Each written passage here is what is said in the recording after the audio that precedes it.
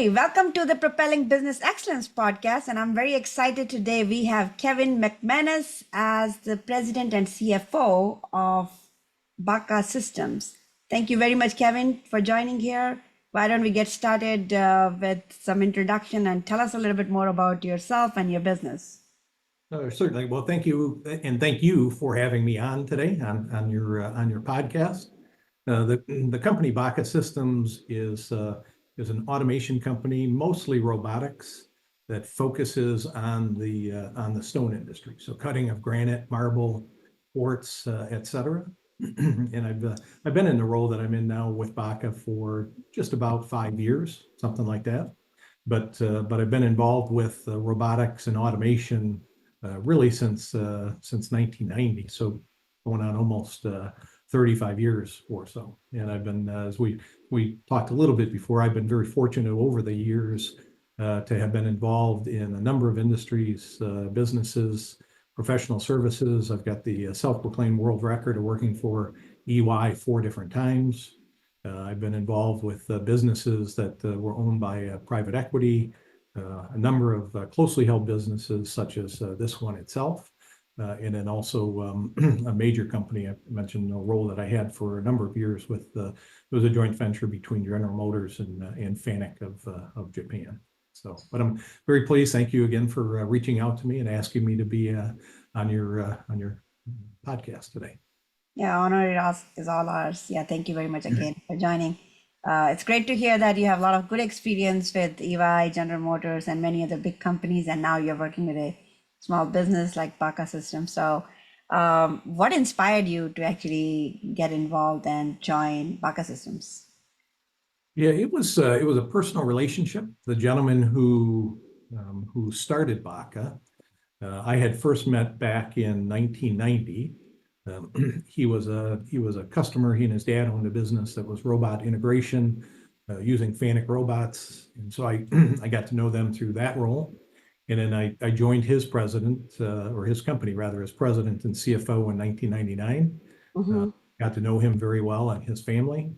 Helped him grow and develop that business. We eventually I packaged and sold it to a Swedish investment company, and we stayed in touch over the years. And he reached out to me in 1999, and he was experiencing some of the same business issues that got us connected in the first place. He asked me to come and take a look. And within relatively short order, after I came back to the Detroit area to meet up with him, he had a litany of his CFO left, his VP of operations left, his president left, his key technical person left, and eventually his VP of sales left. And so it just became natural for me to step in and take on the same role that I had with him before. And I love entrepreneurial businesses, and he and I are a good blend. The things that he's very strong at, I am not very good at, and the things that I'm really good at, he's terrible. So sorry. Yeah. So I know you were mentioning about how you got started. What is it that you did? What changes you had to make sure you can retain the talent, etc.? Yeah, the talent in this business. It was, it really, well, the good news was 4 or 5 of the people that worked here at the time had worked with he and I at the previous business. And so I knew that. But really, in terms of, as with any business, assessing the needs of the company, the direction of the company, and the kind of the structure and the talent of the team that you have. And the good news was we had a lot of really good talent brought in.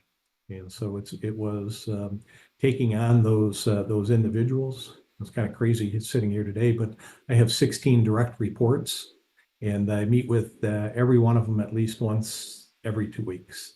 And they run the gamut. Some of them are highly experienced, and those discussions go sort of like, what can I do for you? What do you need help with? And others are much more, nurturing and developing and such. But it all comes down to having the right structure, the right people, a good culture, and letting them know that you really care about them as individuals.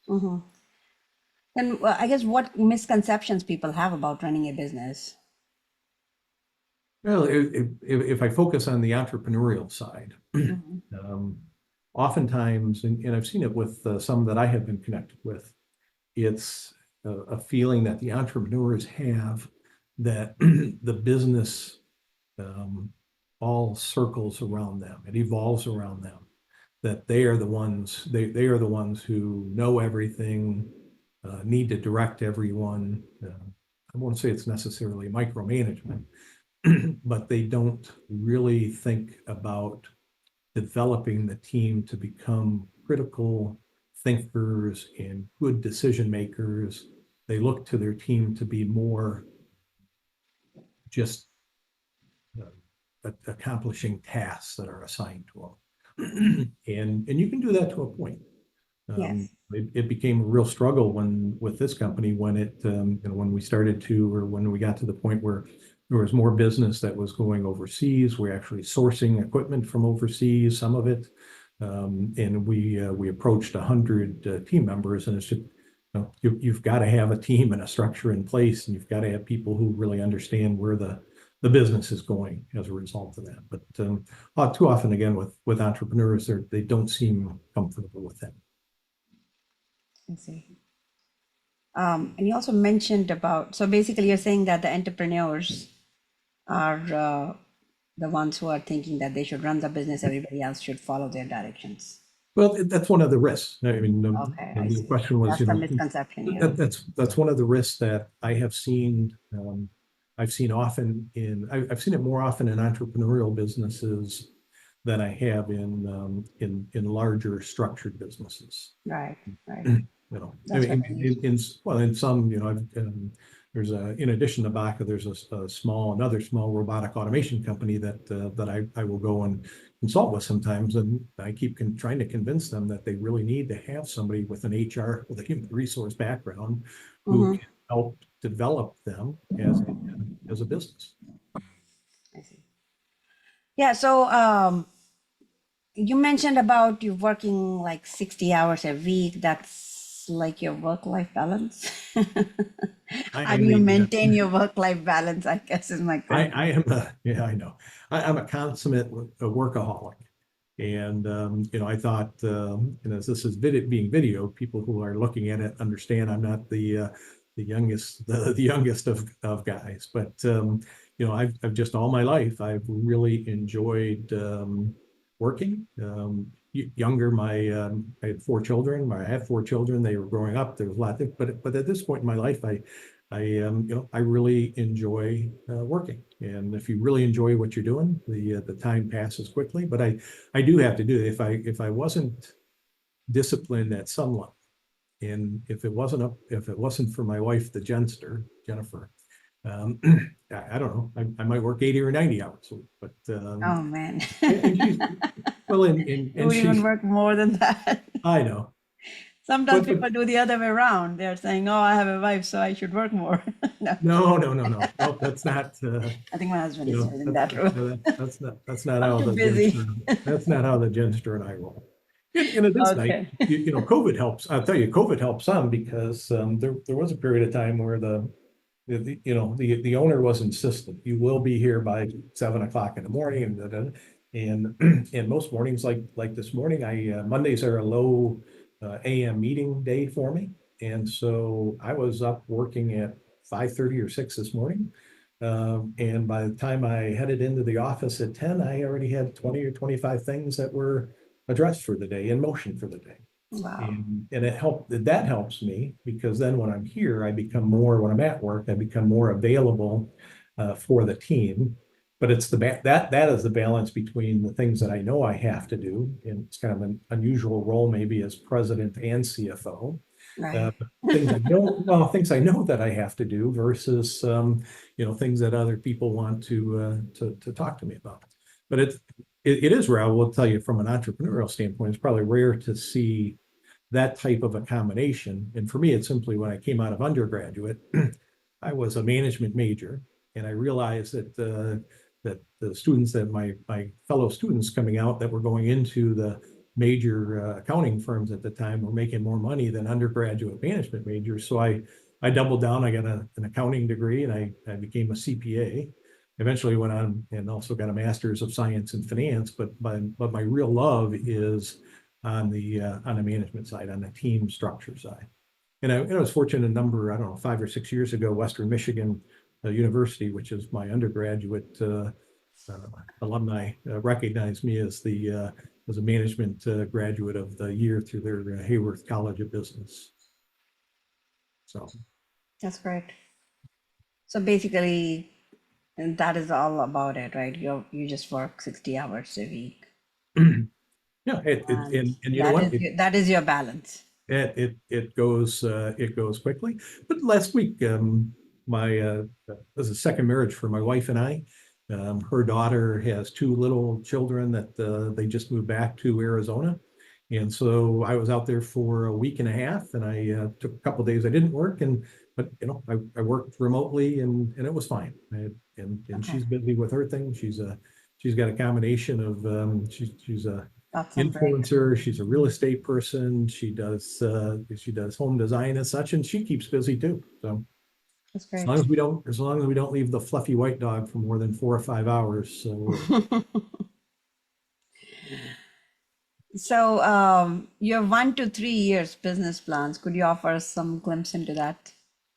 it's really this business has really struggled over the last 5 years.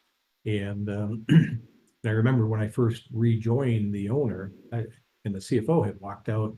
I think there wasn't a day that passed by where I didn't walk into his office at the end of the day and say, "You'll never guess what I found today." And so this business, there were a lot of challenges and problems that they created for themselves that we finally, I think, have worked our way through. So we're at a point where it's really working to reposition the business, focus on the team and developing high value, not so much with an eye toward selling it, but as I did with the last business I had with him, being prepared should somebody come and they are interested, that we're not embarrassed to talk. And that's where we were a number of years ago, it was 2006, when a European group, actually it was a private equity group out of Sweden, came, and they were looking at us as a complementary. They had a similar business over in Europe and Asia, and they were interested, and we were able to come to a good agreement. And I do remember at closing, the gentleman said, we were really surprised, because that was a small business. We were really surprised at how well developed your processes and such were. We would have never expected this in a business of your size, and it felt good for that. That's great. Yeah. So you're planning to develop more of those systems and processes in 1 to 3 years plan, so they can, It's the probably company can run more. by themselves. I think it's more. I think the processes are in pretty good shape. We need to be flexible and adaptable as circumstances change. Okay. So when something does go wrong, we always we look at it and go through a corrective action. But at the key, it's, did we fail? Did we fail to follow the process, or was it just not robust enough to really pick up on that, on what had happened? We never contemplated it when we put the process together. I see. But I think the processes are pretty well developed, but we'll continue to evolve them. And now it's to continue to help the team develop so that they can make, it's 2 years ago, I probably answered most of the questions. Today, I mentioned, I said, please go back, take a few minutes. Actually, I even have a standard form I hand out. I just need a simple problem statement. I need to know 3 or 4 options that you've considered and your recommendation and why. And if you're willing to do that, then I'm willing to sit down with you and we can talk. But I'm really not in a position where I can, because again, these are managers, leaders within the business. I'm just not going to answer your question. You're going to have to give some critical thought, and we can work through the process. Yeah, that's an excellent leadership, because otherwise, if you give answers to people, they're not really, they're very skilled and smart. So let them use also. And let them develop. Develop. And then we can have really good discussions about, why I might have a different perspective. And I did the math with, as long as I've been working, and the number of hours, I think I'm up to about 125,000 hours working. in my in my career. So, one of my favorite sayings these days, and it's attributed to Plato, and it's opinions are the medium between ignorance and knowledge. And that is one of the things I get involved with some of the entrepreneurs. They don't have the experience, but they have very strong opinions. And I appreciate their opinions, but if they really haven't lived through things and seen that and the different options and what happens, you can run into problems. So I ask that question a lot of certain people. What relevant experience are you basing this on? Mhm. That's really amazing. So you're developing, you already developed systems and processes. Now you're developing people to stay adaptable, flexible, and also teaching. That's really, really great. I Yeah, think that's and very also good to vision. also to help them to to develop within the business, Mhm. to give them, if they're open to it, different opportunities, internally. Well, we just had a situation, and this is, processes. If you think we need to hire somebody, let's go through the process of agreeing to do that, and then we're going to post that internally, and we're going to have those discussions. And the first thing Yeah. we do is think about career development for our team. And I think a lot of times, and there are challenges with that, because the contra that comes back is, well, how do you tell somebody if you if you choose not to hire them or move them into that position?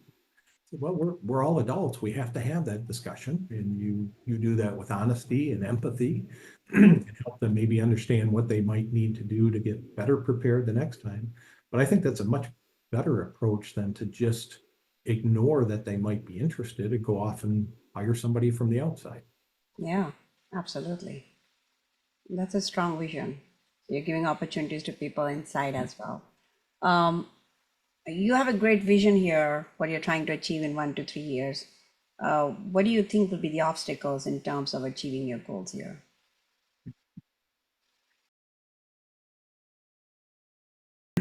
He and I have a much different view of management, leadership, and effective working. And it's not to say that mine's better than his. It's different. And I'm used to, and I've got probably 45 years of history that says, Kevin, well, can I pause you here? yeah. 1 second. And again, it's you learn. I mentioned earlier before we got started, I've been blessed. I lived in Europe for a while. I've traveled around the world. I don't know. I've been probably to have spent meaningful time in 20 or 30 different countries, different cultures. I've met people. So it's great to have different viewpoints and different opinions and such. But he and I just, there's a different approach, and we continue to try to reach a balance that works for him and other than that, it's really I think the overall economy, because again our most of our customers are their customers are home builders and commercial developers and such. And so as that part of the economy goes, and as interest rates go, um, they will to some extent determine the ability that we have of being successful. But I have no doubt, based on where we are today in our portfolio of products, that we will continue, however the market goes, we will continue to increase our market share. So if it's a shrinking market, we'll still have more of it than we do today. And if it's a growing market, we'll have a larger market share than what Okay, that's great. we do today. And a key for that, I keep going back to the people side, how important that is. It's, imagine that you have disgruntled team members. Probably a third of our team is out in direct customer facing roles.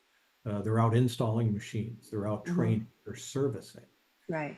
Can you imagine how impactful it can be, or the difference between them being out there and talking in a very positive way about BACA and how BACA cares about its people and its customers, et cetera, versus the opposite? Yes. Being disgruntled, and BACA's not a good place to work, and they don't treat me well, and so. Yeah, and you shared a very good story about a restaurant, right? And you mentioned about how you decided to whether you wanted to go there for lunch or dinner or not. Yeah, Could you share that story? I think that was very interesting. it's a story about the impact that individuals can have on businesses and the way customers view the business. So I mentioned that the Jenster and I had lived in downtown Chicago for a number of years, and right by the Hancock Building, there's a really nice Italian restaurant that we would like to go to from time to time. And there's two main people that work there, that work kind of the front end of it. And the first individual, when we go in there, he always remembers our name. He comes and he hugs the Genster. He makes us welcome. He really feels, he makes us feel like he's really happy that we're there. And the other person is just the opposite. And there have been times that we would walk in there and he was there and we'd walk out. But and he made us feel like he was doing us a favor. And all else, everything else is the same. It's the same building, same menu, same cook, chef, and it really, when you think about the impact that the people that work for you can have on your customers. And Right. that's why, I've got 8 different elements I always work towards and with in a business, and it always starts with safety. I'm not negotiating anything with safety. It is going to be, but then I really focus on the team and understanding I've got to have the team in place, and it's got to have the right structure and everything else. Then I think about the customers, because again, if I don't have really happy employees, motivated employees, people who are buying in, and they're in customer facing roles, it can be really a challenge.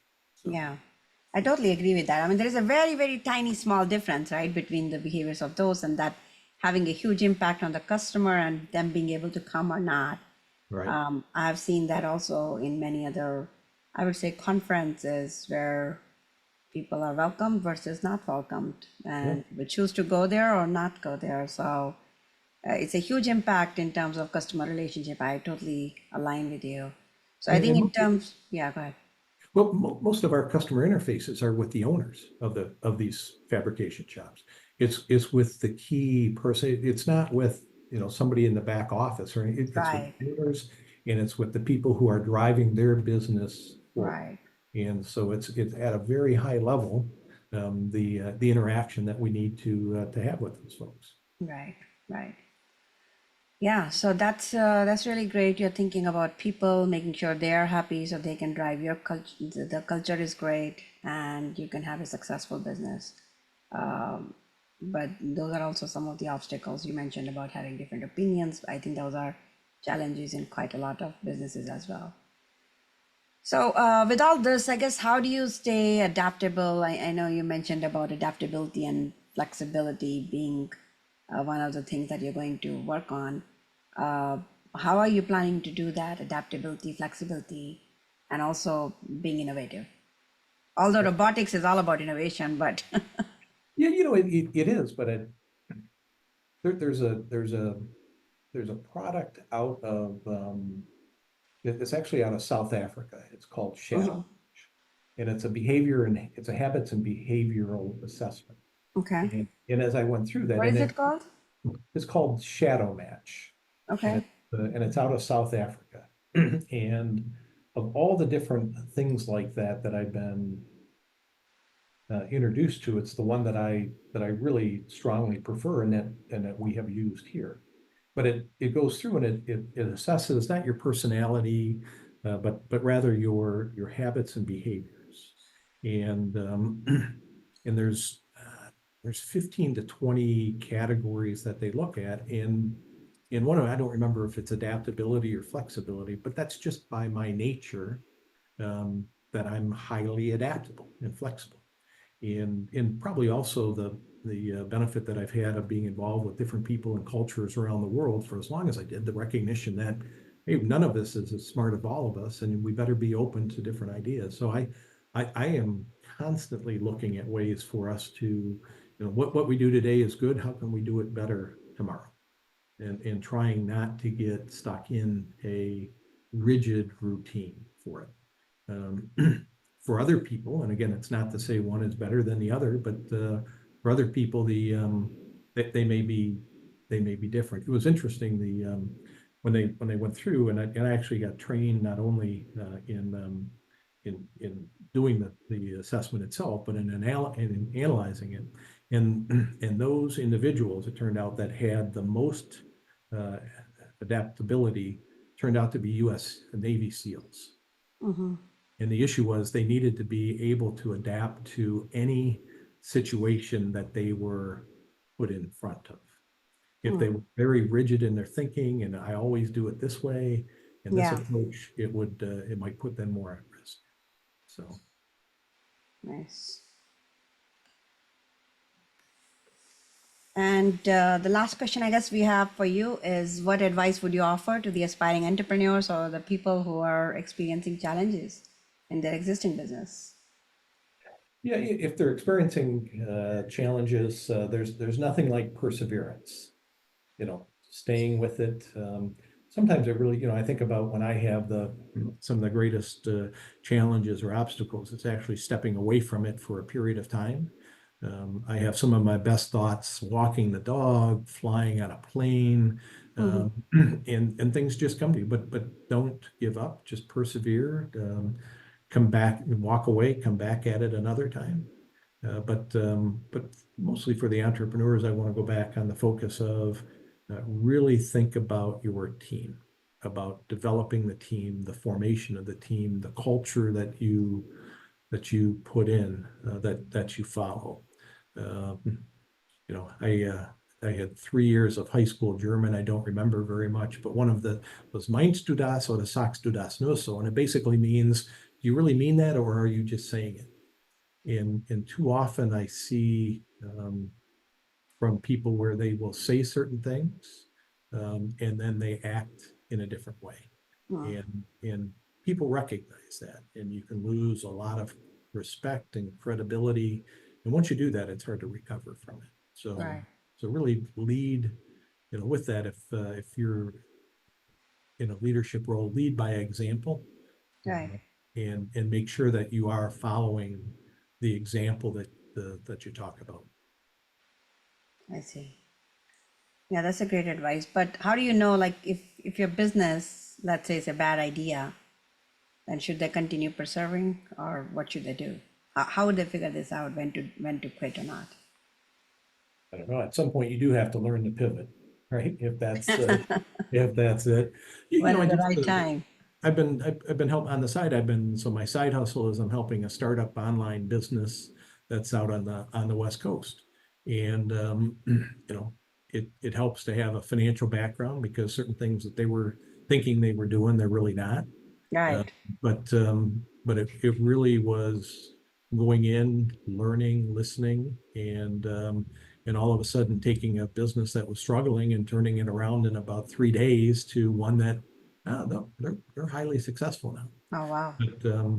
But with that, if it is good to surround yourself with others who have good business experience and aren't afraid to say no. Because to your point, if it's really not a good business idea, and you have a trusted group of people who really understand business and such, I hope they'll tell you that that's the case, or that they'll tell you, right, you know what, you might want to adjust this or tweak that or do this, et cetera. So, How would the business coaching play into the picture? We do business coaching, so I'm just asking the question here. We provide outside perspective for businesses as well. right. Yeah, it's if the people are receptive to hearing what it is that you have to say, it's very useful. We have a small strategic advisory team, and I'm really pushing to have 2 or 3 outside advisors added to it. People who aren't somehow tied to the business, Right. who have good experiences, who have good perspectives, and I think that's a very valuable. Well, that's kind of the role that I'm filling for this the business that I mentioned. have no, startup business. yeah, I have no stake in the business. It just was brought to me, and I spent a little time looking at it. And if we do, here's 3 or 4 things that you should do like tomorrow, and it won't impact your business, and they did. So That's amazing. I know we are up our time, so thank you very, very much, Kevin here. Really appreciate it. I know you're working 60 hours a week and taking time out just for Propelling Business Excellence. Really appreciate it. I'm sure our viewers would love your podcast. Is there anything else you want to add here, Kevin? no, I am. I really enjoyed it. Again, I think thank you very much. If any of your viewers have questions and want to reach out to me through LinkedIn, that's great with me. I would have no issue with that. And what is your website, Kevin? The BACA website is bacasystems.com. Okay, sounds good. Thank you very much. All right. Thank you, and thanks to all your viewers and listeners. All right. Yep. Take care. Thank you very much.